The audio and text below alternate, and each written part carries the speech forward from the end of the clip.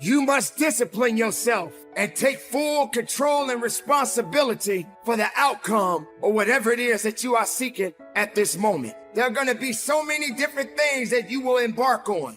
There are going to be so many different things that's going to try to slow you down. There are going to be so many different challenges that you must face. But instead of running away from the challenge, run towards the challenge. Be able to understand that life has meaning. It has reason. And all of these things that you may be thinking that is so hard on you. Just remember, sometimes you're going to have to go through these changes, these circumstances that put you in a position to make you feel that you're not worthy anymore. But make no mistake, you are worthy. You were created for something. You wasn't created for nothing. Life has a gift of giving, a gift of receiving. And whether if it's good or bad, you got to make sure you understand that these circumstances and these challenges has to happen in your life. You will come to a point that you may feel that you are in a hopeless situation. You may come to a point in your life where you're at the end of a rope and the only thing left to do is to climb up because you only can do so much for so long. But make sure you're doing much more instead of doing less. Stop stressing about the things that you cannot control and start focusing on the things that you have control of. Everywhere I look and everywhere I see in today's society, everybody's doing everything they can to be more comfortable, right? They're looking for the more convenience. They're looking for the quicker. They're looking for the faster. And see, there's opportunity in that for those of you that want to get better. Because I'm going to tell you right now, all the great things in my life, all the great things in other high achievers' lives, all the reasons that these successful people that you look up to, that you aspire to be like, are the way they are, have all come from a place of being uncomfortable. Okay, so understand that when you're trying to avoid the pain, when you're trying to avoid the struggle, when you're trying to avoid the hard things in life, you are actively choosing to be average. You are actively choosing to be mediocre. And you are actively choosing to move further away from what you want in life. Because that hardship and that pain and that struggle and that frustration, they give you the skills that will forge you into a mother champion. All right. So remember that when you try to take the easy route. The easy route never pays well. The only route in life that pays well is the hard route, the struggle, the pain, the frustration, and the overcoming of those things. And not only do they pay, they fulfill you as well, because it shows the people around you. It shows your kids. It shows your brothers, your sisters, your friends, your community, what is possible. And there's nobility in that. Life, how beautiful it is. How amazing it is to be able to rise up in the morning and have that sun shine on your face rather than on your grave. What makes life so unique and so beautiful? It is beautiful because whatever you have that you may be facing, what you may be dealing with, life is still good. Life has so many moving parts, but life is always good. Every day is a new day and another opportunity that others may not have. This life that you have been given, this life that you are temporarily holding on to, this life that has been just given to you for only temporary reason, has more meaning than you can ever imagine. So many people in the world take life for granted instead of realizing that you have to take the opportunity to live it the best way you know how. Now, on this journey of life, you're going to face a significant amount of circumstances, a significant amount of challenges. You're going to fall into areas that you cannot understand. And maybe it's not in a position for you to understand at that moment. When you start to feel that you are in a position that you don't love your life, then shame on you, because your life is a beautiful thing. And no one deserves to ruin it. No one deserves to control it. No one deserves to steal your joy. Your life is your life, and you have the right to live it the best way you can. Did you ever think for a second, if I spend my whole day complaining, either vocally or in my head about everything in my life, maybe it's just me? Let's be honest, guys. You've probably killed your fifth slice of pizza and then felt a little twinge of regret, okay? Fat doesn't melt away just because you complained about it. Muscle doesn't show up miraculously because you felt bad for yourself. If you didn't put in any of the work, what did you really expect? I mean, come on, guys. Aren't we past this kind of thinking? I'm not always in the best of moods and things don't go right all the time. They go wrong all the time. But I've come to recognize and appreciate the opportunities I have to test myself. I've come to love the test days. So yeah, in that minute, it does suck. But I'm not going to go around crying and whining my entire career because of one day of setbacks. I recognize in the long run that these are my moments to test myself and really push myself for progress and grow. Are you the kind of person that can draw the line in the sand? Are you the kind of person who could say, this is enough? Are you the kind of person who says, I am done with that and I'm going to become what it is I know I can become? None of us were born that type of person. It's not a magic skill. It's not something that we're gifted with. It's not something that God gave us. We just understand that if we don't stick to what we say, that things aren't going to change. And we want that change more than we want that pizza, more than we want that cigarette. We want the change more than the sacrifice we're going to make. I am obsessed with my legacy, which means I'm trying to give more than I'm taking on a daily basis. Plus, I know I'm good enough to get mine without taking from somebody else. So I'm running a marathon. My only vulnerability, my kryptonite, is being regretful in my 70s or 80s when I have less in the tank and I might say, oh, I left too much on the table. And that's something I think a lot about. Yeah. I think a lot about being 80, 90 and saying, it wouldn't have been a bad idea to take a little more. But I'm hopeful that doesn't transpire because I think so far I feel very confident that both are going to get theirs, right? Yeah. I'm going to get mine and the people that interact with me are going to get theirs from me. And I think that has a lot to do with why I put out so much content. What I'm worried about is there's a lot of people listening right now and saying, okay, easy for you guys to say. And what I always tell these kids is, you don't understand. That's how we got to that place. Yeah. Like everyone's like, easy for you, easy for you. Like, I'm just fascinated by people's lack of patience. Like I didn't even, and I know we live in a social media world and everybody's getting all these things flashed at them, but it's crazy. I'll never forget the day I started working full time in the liquor store. I was 22. And I remember saying to myself, literally the first day, like I'd been working in the stores for 8 years since I was 14, but this is it. I'm done with college. I actually worked few hours when I drove home from college my last day, but the next day was the first day. It was so weird.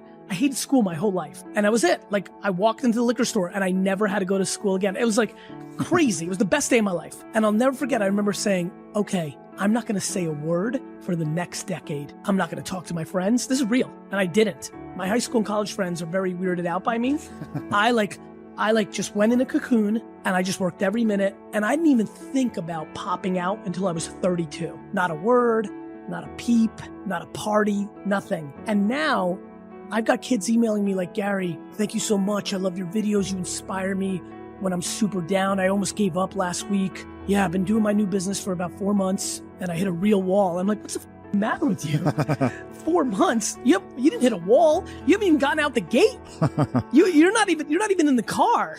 You're like still sleeping in your bed. I just really want to push patience and the long game. All this relationship talk you and I have been doing, It's all long game. Yep. You're either playing for life or you're playing for the few minutes ahead of you.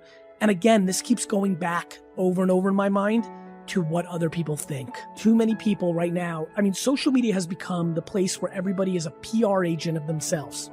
You're PRing yourself. And I get it. I get people want, to hook up and to have fun. I get everything. I get it. But it is creating ungodly short-term behavior, which is not allowing people to really win the game. And by the way, that's the punchline. This is a mental game. There's just nothing else. But let me get real practical. I've been putting out a lot of for the last 5 or 6 years, and I'm starting to see the themes of what's actually working. Here's a big one. If you're not feeling it, find new friends. I'm being dead serious about this. This one is real big for me. Who you hang out with is a huge deal. And again, these are all tried and true things, right? We've heard you're the whatever of the 5 friends you spent. That's real. That one, put in the bank. If you're not feeling it, you need to go to meetup.com and go to 10 meetups of people that are hungry. It's unbelievable what happened to me when I got into the Silicon Valley world and started meeting Mark Zuckerberg and Ev Williams and Sock and Travis. It changed my life.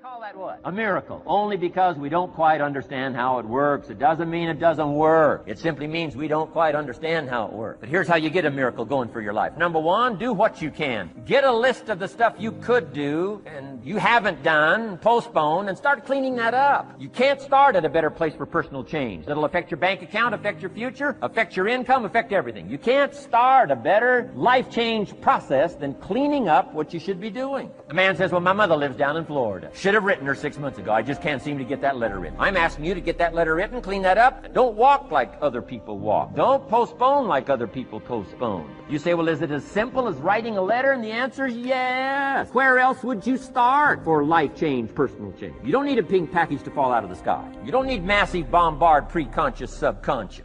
Practice channeling, find a 2,000-year gold guru. I mean, you don't need any of that stuff. Pass on all that. Kids are afraid of that stuff. Too much of it. You'll be out on a limb with Shirley. I mean, don't pass on all that stuff. This stuff's too easy. This stuff's too simple. It's called take action, number one, on neglect, on error, in discipline. Number two, start setting up some discipline. And if you'll do that, you'll perform a miracle. Now, here's the second part of the miracle. Number one is do what you can. Here's number two, do the best you can. If that's not your philosophy, I would ask you to amend it. Let me give you the best of ancient script. Here's what it says. Whatever your hands find to do, do it with all your might, do it with all your strength, and do it with all your power. What a good philosophy. That kind of philosophy revolutionize your life if you haven't picked it up late. Guy slips in late, company doesn't seem to mind, slips out early, first one in the parking lot, heading for happy hour. Stretches his break, comes early for lunch, late back from lunch, company doesn't seem to notice. Guy says, best as I can calculate, I'm putting in about a half a day's work and I'm collecting a full day's pay. And the guy says, I got it made. Little does he know the seeds of his own disaster are already being sown by the weakness of his own personal philosophy. Went in his class. He said, young man, go to board and work this problem out for us. I said, oh, I can't do that, sir. He said, why not? I said, I'm not one of your students. He said, look at me. Yes, sir. Go to the board and work the problem out anyhow. I said, I can't do that, sir. The other students started laughing, saying, he's Leslie. He's DT. He's got a twin brother. His twin brother, Wesley, is smart. He's DT. He said, what does DT stand for? He's the dumb twin. And many of the kids laughed, just like some of you did. And I said, I am, sir. And he came from behind his desk and he looked at me. He said, don't you ever say that again. Someone's opinion of you does not have to become your reality.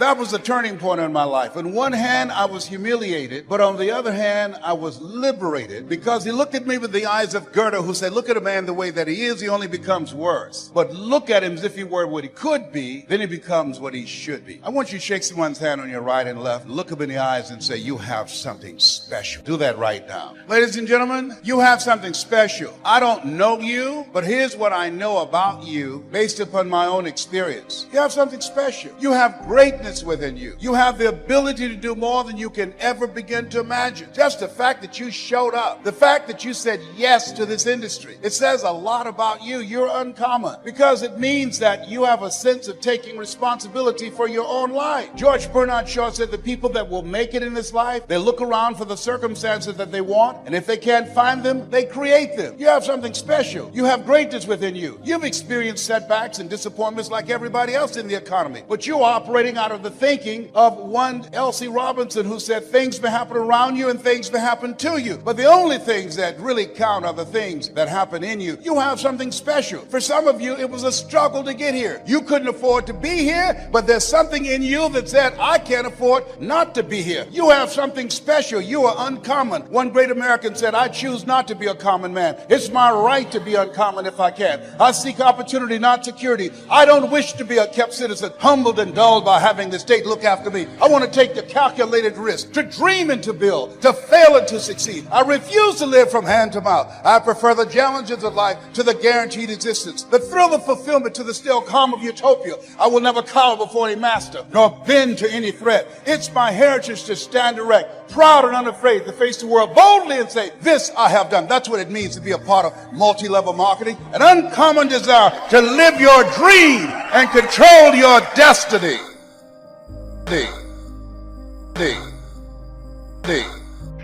There's something in you that says that you're not sitting back waiting to see what politicians will do for you. There's something in you that says, I'm not going to focus on the general economy. I'm going to focus on my personal economy. There's something in you that says the most dependable hand in the world is the one at the end of your wrist. There's something in you that says always strive to get on top in life because it's the bottom that's overcrowded. You are different. You have greatness within you. Dr. Howard Thurman Cumberland is a man that after having 238 radiation seed implants, my PSA continued to increase. In fact, last year this time it was over 1,500. Little seed cancer, 40% of my human. I was reading his words that night after leaving Florida Hospital. Doctors told me cancer had reappeared and metastasized in 8 areas of my body. I began to laugh. The doctor spoke to me, looked a little serious. He said, "Why are you laughing?" I said, "I feel like Mother Teresa." He said, "When you leave," he said, "Lord, I know you know how much I can bear. I wish you didn't have so much confidence in me."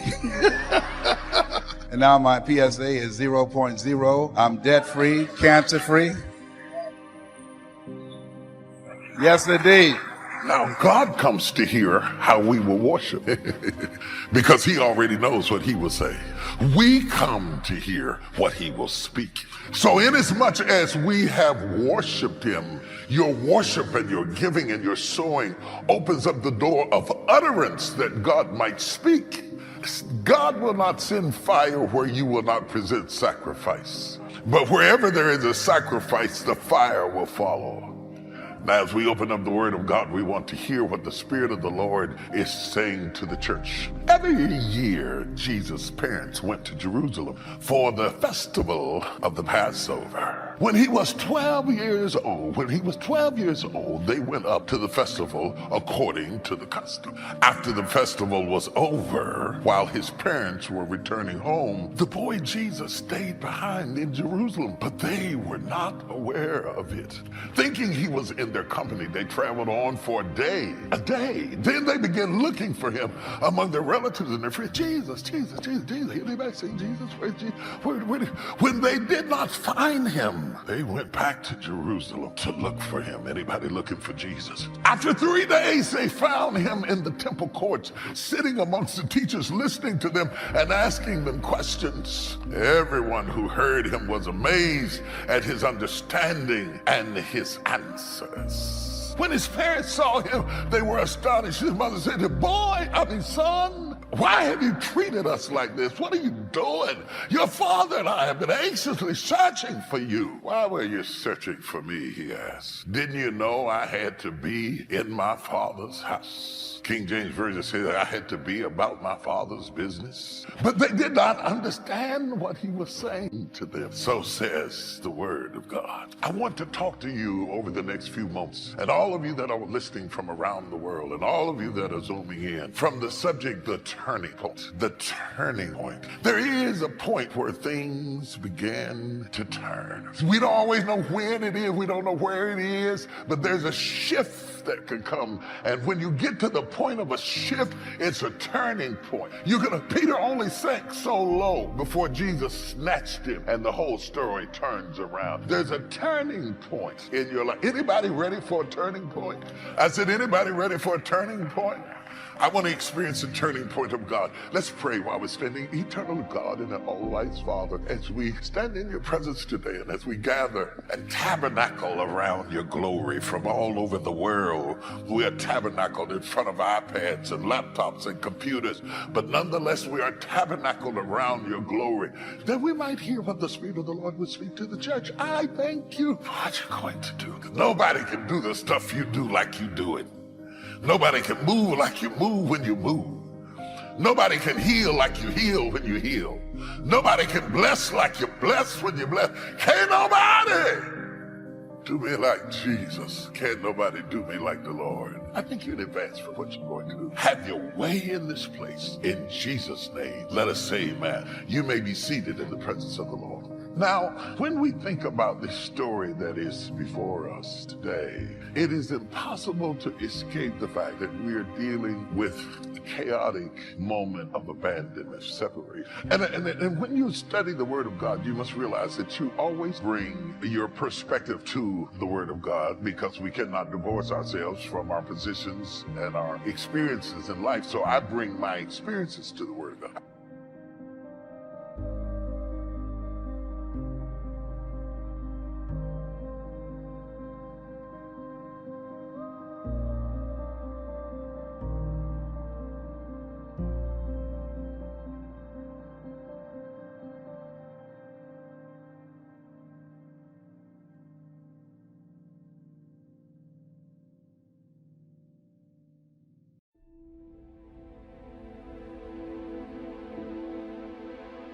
We're in a race.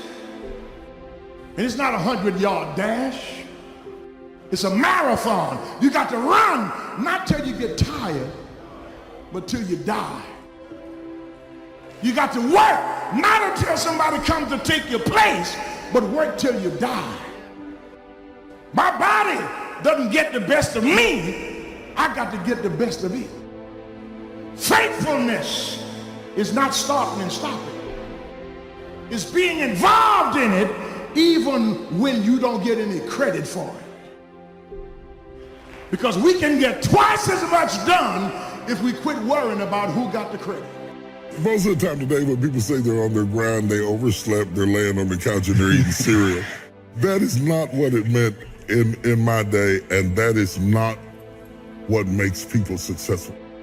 I've seen people who were on their grind. I've seen Steve Harvey's on his grind. I've seen people on their grind. What on the grind really is a work ethic that would blow your mind.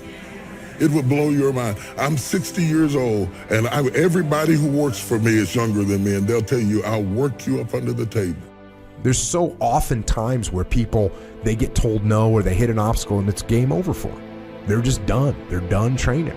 They're over it. Almost nothing will happen the way you want it to if you don't force it that way, right? You are coming against a powerful force, the enemy, nature, time. There's all kinds of things that are going against you. It's a losing battle. And if you don't use force of will, then you're not going to get it done. You have to be aggressive and make things happen. I spend all my time building my dreams. So when I get some time, I can live my dream. But people always try to figure out too many ways to have fun along the way. Getting to success ain't fun. It ain't fun, man. I'm telling you right now, it ain't fun at all. Now, when you get there, you can reap some of the fruits of your labor. But on the way to success, it ain't fun.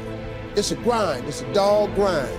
And you've got to resolve within yourself that I can do this, that it's hard. But you've got to say, I'm the one to make this happen. I'm the one to become successful in this business. But you know it's going to be hard, but find out what will make it worth it for you. And if you want to do anything worthwhile in life, you've got to be hungry. There is an old person down inside of you that's dependent on you to be smart.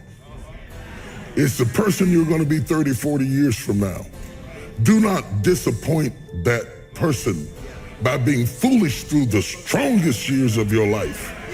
And then when your back is out and your knees are swollen and you can't move around, now you're out there going to get your grind on now? It is the message you tell yourself. I'm tired, I can't do that, I don't feel like. What we become what we say to ourselves. What are you doing today, right now, that's going to matter? That's going to have value, it's going to have some meaning. What are you doing today that's going to be the evidence that you were here, that you're alive, right? How do you know you were here? You can start to think with an aggressive mindset, which is, I am going to take action. I'm going to overcome obstacles. I'm going to push through roadblocks. I'm not going to take no for an answer. Being aggressive from this perspective isn't how you're acting. Yeah. It's the decisions that you're making. What it means is you need to make things happen. If you will change, everything will change for you. You don't have to change what's outside. All you've got to change is what's inside. To have more, you simply have to become more. Don't wish it was easier. Wish you were better. Don't wish for less problems. Wish for more skills. Start working on yourself, making these personal changes. I want my craft to get better, my business operations to get better, the things I do to get better. Because once I picked up this simple formula, I'm telling you, it's easy to figure out where the problem is if you go to work on it. See, most people go through life, without purpose, without passion. They don't wake up on purpose, right? They go through life mechanically, just paying bills, going to work, taking care of the kids. That's all stuff that has to get done, but at the same time, you have to add something else to that. It can't only be about that. What you're doing to get by, what you're doing to stay alive, that can't be about that. There has got to be something. It doesn't have to be big, it can be small. Something that is evidence to you that says, I was here. You work hard on your job, you'll make a living. If you work hard on yourself, you can make a fortune. If you would have known me at age 25, you would have said, Jim Rohn's a hard worker. If you'd have known me, you'd have said that. I'm the guy, I don't mind coming a little bit early, staying a little bit late, I don't mind that. You'd have said, well, Jim Rohn's a hard worker. You say, well, how come he's got pennies in his pocket and nothing in the bank and behind on his promises? Well, I was a hard worker, but I was working hard on my job, not on myself. All right? So find something you want to do. Find something you love to do, something that gives you some energy. Go through life with some kind of passion, and that passion is the way you know you're alive, right? You know you're alive, and other people know you're alive too, because when you're living life with that kind of an energy, that kind of an atmosphere, people want to be around you. They want to get close to you. They want to know who you are.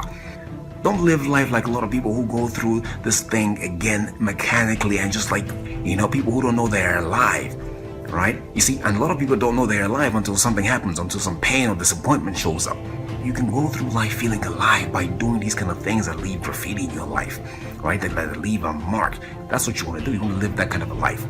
Make yourself more valuable to the marketplace. I'm telling you, you can so dynamically change your income, and economics is the least of the values that you can start earning in terms of equity if you'll start working harder on yourself than you do on your job. What I want you to understand is that inspiration does a lot better when it's coupled with perspiration.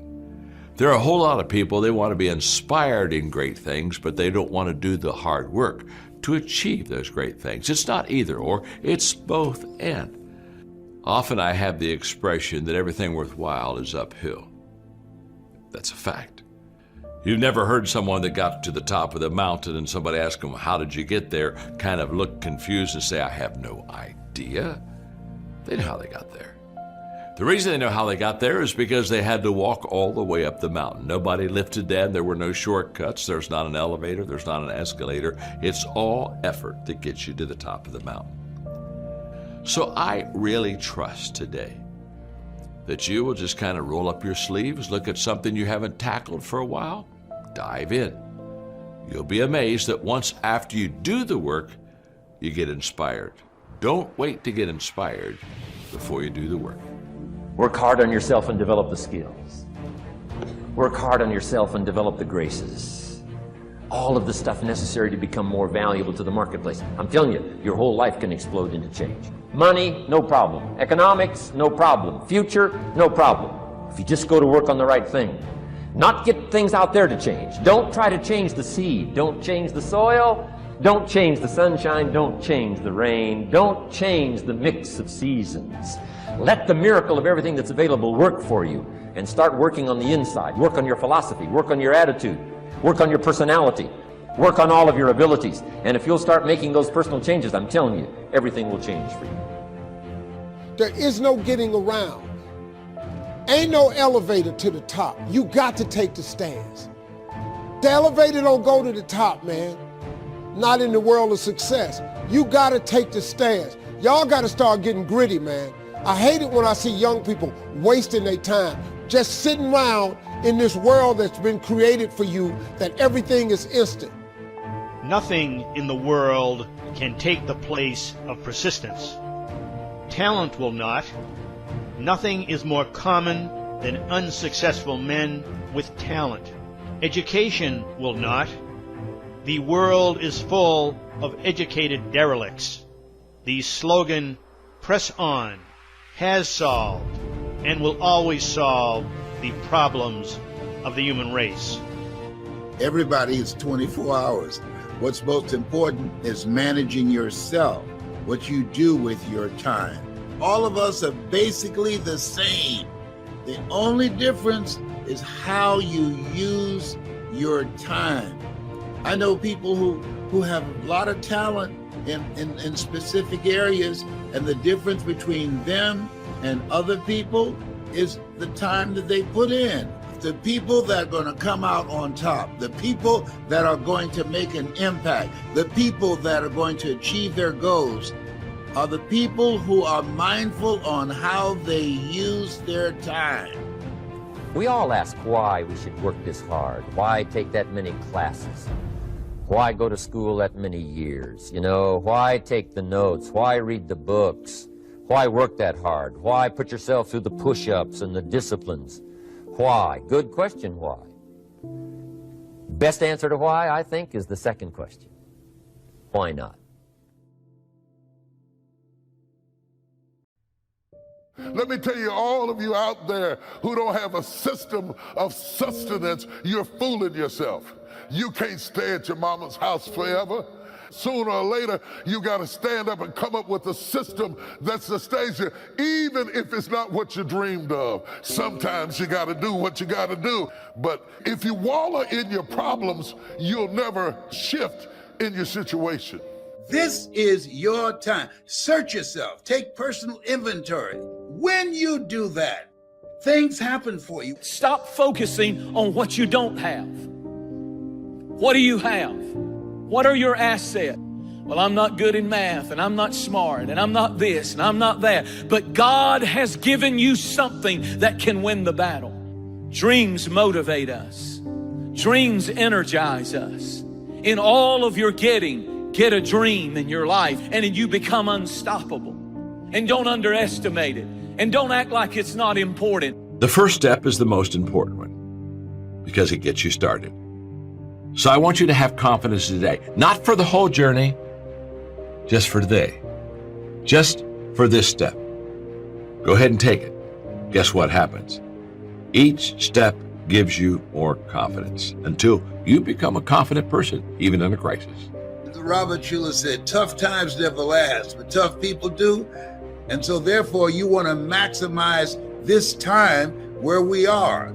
And the best thing to do is do your best. I want to talk to somebody whose days all look the same. And you wake up in the morning and it doesn't matter what you put on, and it doesn't matter what you do, you got the same thing to deal with. You got the same problem. You got to put up with the same lying people. You got to live in the same community with the same neighbor next door, deal with the same economic consequences, the same Monday, same Tuesday, same Wednesday, same Thursdays. On the outside, it's beautiful, but on the inside, it's paralyzed. On the outside, we take great pictures. On the inside, we're not speaking. What difference does it make what day when every day is the same? Now, to all of you who are trying to figure out next steps because you have been paralyzed by a pandemic, you find yourself with your back up against the wall and you're trying to figure your way out. Take the step. Step aggressively towards your fear. And that step towards your fear is the step into bravery. Because we're scared of what we don't know. And there is only one way to learn and to know, and that is to confront that fear. You have to step, you have to go. Don't wait anymore, don't think anymore, don't plan anymore, don't contemplate anymore, don't make any more excuses or justifications. Don't rationalize anything else. No, no, and no. Instead, be aggressive. Take action now. Some of you are in a season right now where you know where you're going, but you don't understand where you are. You know where you're going. Don't get discouraged by where you are. I don't care how rich you are. I don't care how broke you are. You all have the same amount of time every day. You get 24 golden boxcars, and what you fill those golden boxcars with determines where your life and the direction of your life goes. Unclutter your life and keep focus. Don't give up. In trying times, don't stop trying. Regret looks back. Worry looks around. But victory looks up. A man is not finished when he's defeated. He's finished when he quits. The successful trait of all successful people is they conquered the temptation to give up, especially when it gets tough. Especially when all hell is coming against you. Stand up on your hind feet, stand right there and say, you know something? It isn't the final say-so until I say so. This is the time to maximize your potential. This is the time to live your dreams, because you can do more. It's important that we challenge ourselves. People form habits, and habits create futures. If you get in the habit of doing your best at all times, under all circumstances, something is going to be birthed out of you. And see, life is about maximizing the moment. We got a moment here. Maximize it. Take advantage of it. What else you got going on for you? This is an entrepreneur's era. This is no longer the job economy. This is the entrepreneur's economy, the gig economy, the attention economy. 47 million jobs will be lost through artificial intelligence. And the people that will be displaced, the people that will be traumatized, the people that will be impacted disproportionately are the people who are not willing to learn. It don't cost no more energy to think big than it does small. You can say Volkswagen and you can say Rolls Royce with the same amount of effort. You ain't got to grunt to say Rolls Royce. If you think poor thoughts, you got to be poor. The moment you change that thought into wealth or riches, you start the process to becoming wealthy or rich. It's not a magic trick. It's really how it works. People complicate it. You got to do this and you got to do that, but it's just real simple.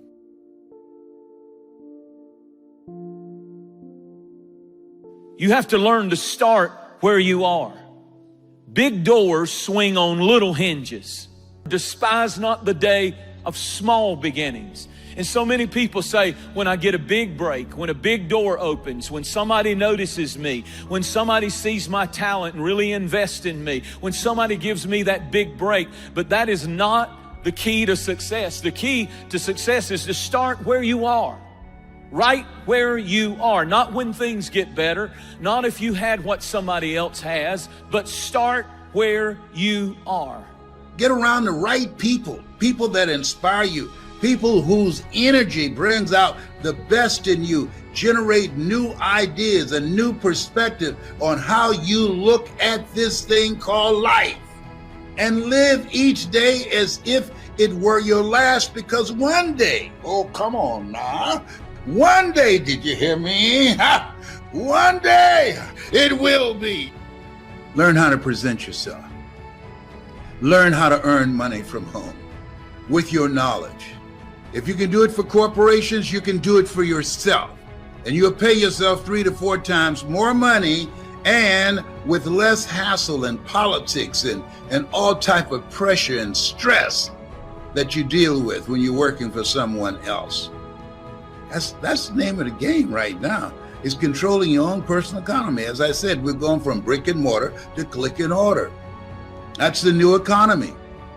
Learning how to present from home, learning how to use this computer to bring your personality through. If we were to send out our desires intensely, to visualize them until our very mentalities vibrated with the things we long for, and to work persistently in their direction, we would attract them. Everywhere there are disappointed men and women who have soured on life because they could not get what they longed for. A musical or art education, the necessary training for authorship, for law or medicine, for engineering, or for some other vocation to which they felt they had been called. They are struggling along in an uncongenial environment, railing at the fate which has robbed them of their own. They feel that life has cheated them, when the truth is they have cheated themselves. They never got the spindle and distaff ready that would have drawn them to the flax for the spinning of a happy and complete life web.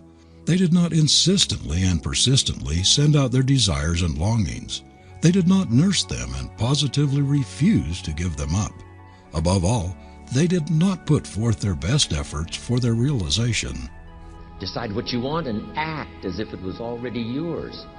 Now, the reason we can act thinking that it's already ours is because not only can we vision the end results, we can also vision the beginning of making it real. So we don't start till it's finished, but it is possible for human beings to finish something before they start. Human beings are the only life on earth that has this incredible capacity to change the course of your life. No other life form can do that. Every other life form except humans seems to operate simply by instinct and the genetic code. In the winter, the goose flies south. How often? Answer, every winter. If you said to the goose, hey, it'd be better this year to go west, he ignores that advice. And the reason is because he cannot make choices and listen to advice of something that might be better. He has to obey instinct and the genetic code. But now jot this down, not human beings. Human beings can alter the course of their life.